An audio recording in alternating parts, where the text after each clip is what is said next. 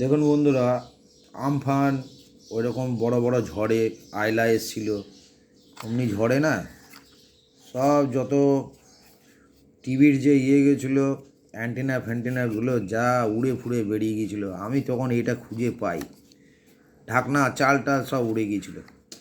আমি করলাম কি, এই ক্ল্যাম্পগুলোকে নিয়ে নিলাম। এই ক্ল্যাম্পগুলো এগুলো কেমন আছে জানি না, আমি এইগুলো রিপেয়ার করতে পারি।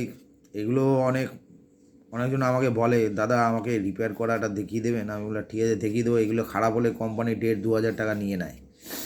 ঠিক আছে, আমি কি করলাম, ওই ছাতার ক্ল্যাম্প, এই দেখুন আপনাদের বাড়িতেও আছে এই যে ক্ল্যাম্প, এই ক্ল্যাম্প দিয়ে কিন্তু দেখবেন আপনাদের ডিশ টিভিগুলো চলে। এই দেখুন আমি এখানে মোটর লাগিয়ে দিয়েছি। ঠিক আছে, মোটর লাগিয়েছি এখানটায়। এই দেখুন আর একটা বানাচ্ছি আমি, নাট বোল্টওয়ালা এরকম মোটর বানাচ্ছি। তো দেখুন এটা কি করব আমি, এখানে যখন পাখাটা লাগাবো এই জায়গাটায়, পাখাটা লাগানোর পর এইটা ঠিক এইরকম থাকবে।